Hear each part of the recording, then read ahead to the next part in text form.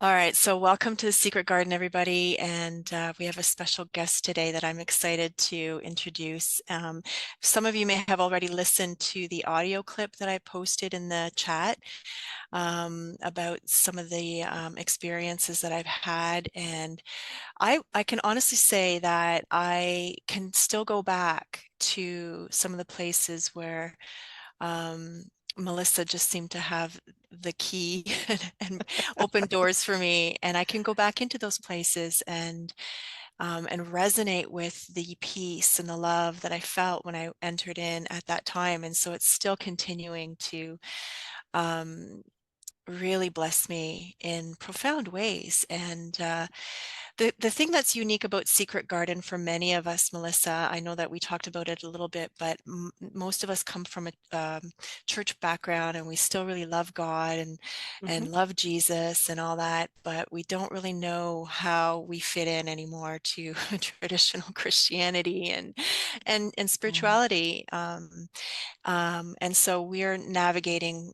through all that, really still really liking Jesus and liking, the idea and concept of his life and his story, but also opening up to the awareness that we don't really know it all. We never did know it all. And there's so much more to God, source, creator, universe, Mm. than we know. And so this is where we are today. And I have, in my own journey, opened up in many ways to many modalities, and I have had experience with hypnosis in the past. But there are just certain people that we resonate with. And I was sharing with Melissa before we had started recording. My husband did a session with her last night, and he wants to continue working with her. So some of you who know Jeff know that that's a big deal.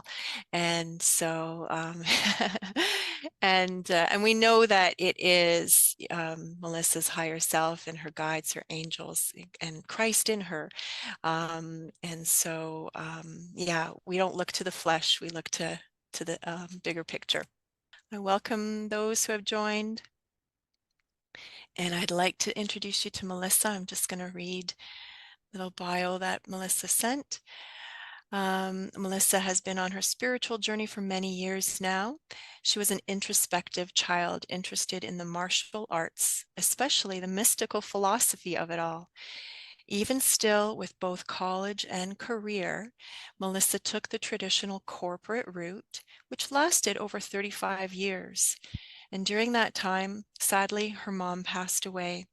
She was her best friend, and of course, Melissa missed her terribly. She spent many years reading, listening, and learning about the spiritual side of life, exploring many different modalities of healing. Then a few years ago, she had her first hypnosis healing session, and it was the most powerful healing modality that she'd ever experienced. And when her massage therapist suggested that she use her throat chakra to heal, it hit her like a ton of bricks about what she should be doing in this life. So in August of 23, she completed the Beyond Quantum Healing certification and found her solid connection with the ability to assist others on their healing journey. And I actually have to fully agree with that so much. And thank you, Melissa, so much for sharing your gift with me personally, and with my husband and with my daughter. We've all had sessions with Melissa, and we're very, very grateful that you are doing this. And yeah, without further ado, I just want to let you have the floor, and I'm going to be here if you need somebody to bounce things off of, but I encourage everybody in the group to please be interactive with her. Yeah, she wants that. So, all right. Go ahead, Melissa. Welcome. We're so happy to Wow. have you. Hi, and Hi. and thank you very much for that introduction. It kind of brought a little emotion up. Mm. But yeah, so I have been on a spiritual journey for I think all of my life. I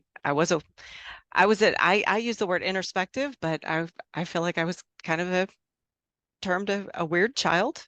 because I liked a lot of strange things that other kids didn't like. And while everybody else, all the other girls were playing with Barbies and just really doing the girl thing, I was watching Kung Fu theater, and I loved that movie, or not the movie, the series Kung Fu with David Carradine. Do you guys, am I Oh aging yeah. myself? I know I'm dating myself, but Yes, I grasshopper. loved, yes.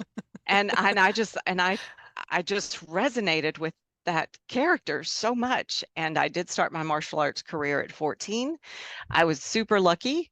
Um, I had an instructor that was a very good man. He was law enforcement, and he took me under his wing, and I was his student until he passed away. Mhm. So the good thing about this particular instructor is that he very, very much, and the whole school very much concentrated on the philosophy of the martial arts, the whole person, not just the physical aspect, not just the violence of it, but the inner perfection and working towards perfection. And he was an amazing man, and he was like my second dad. Mhm. So now I am getting emotional. Didn't expect Mhm. that.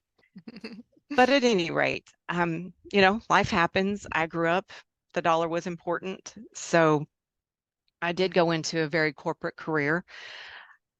Most would tell you that I am very, very in touch with my masculine side, almost a little too much sometimes. I am I am female, obviously, but I was always a tomboy. I always liked to do the things that needed to be done, whatever they were. And so I feel like I relate very well to both men and women. And I've spent a lot of time studying the male perspective. And so when I do have a session, I feel like I can relate to both the male spiritual, mental, and physical needs, as well as the female on the side. So I do encourage, I know this is probably a very femininely dominated, um, well, healing is just Mhm. is female dominated, but there's a reason for that, because we are healers, and the divine feminine is amazing. But there's the divine male too, and I'm learning that every day. So to get back to the modality of the hypnosis. So a lot of people would call this regression hypnosis, past life regression. You'll hear that term thrown around quite a bit, but I see it a little bit differently. I definitely see it as hypnosis, and hypnosis as just relaxing and getting into that frame of mind where your imagination can just run away with you like a Mhm. child. Mhm. And the reason that is, and if you guys may be so aware of this, and I'm preaching to a choir, but the imagination is the language of the soul. It's Mhm. how our soul can communicate with us. It will all- the it will bring the universe together and bring you signs and indications. And but if you want the full story, if you really want the full story, you have to relax your mind, ask for that information, and then let it come through. And Mhm. that's what I do. I Mhm. help you get into that relaxation process. I help you invoke your imagination if you haven't already, because so many of us, I mean, as children, we are super imaginative, but as adults, not always. Some Mhm. people are very creative, but some people are very right-brained or left-brained. I can't remember which side it is. But if you're very analytical, it sometimes is very difficult to get out of your own way to listen to that voice. And that's what we work on. That's what I help you do. And and really set an intention, because we do an induction. If you've been through hypnosis, you know there's a portion at the beginning where the practitioner speaks. And again, if I'm jumping around, I'm sorry. This is my first interview, You're but doing beautifully. Thank you. Keep going. when you get into the induction, I liken it to reading a child a nighttime story, a bedtime story, Mhm. and I use that voice, and it just relaxes you. And we do a lot of breathing. as Susan and Tess, and that is so important. And I just give that person the permission for 2 hours. For 2 hours, I don't just give you permission. I require that you only consider your own feelings. You just have to give yourself that 2 hours. You can't think of family. You Mhm. can't think of me. You can't think of if I'm uncomfortable. You have to take that 2 hours and just give yourself a vacation and allow yourself to relax Mhm. and just enjoy. And if nothing else happens, you get a 2 hour beautiful relaxation nap. I mean, that's the worst thing that can happen, right? But It's beautiful. if you do give yourself permission to go on the journey, I like to start the journey with your healing place. So in my induction, we will do set your intentions, and I'll have your questions if you want to send me questions to ask your higher self later. But it's really important that you visit a healing place first. Not always. Every session is different. The mind goes where the mind goes, but and the soul goes where the soul goes. And we just follow it and let it lead us to a place that's relaxing and healing. And those were the places that you were talking about before, where in your meditations, you can go back to those places and actually feel that healing that you're sending to yourself.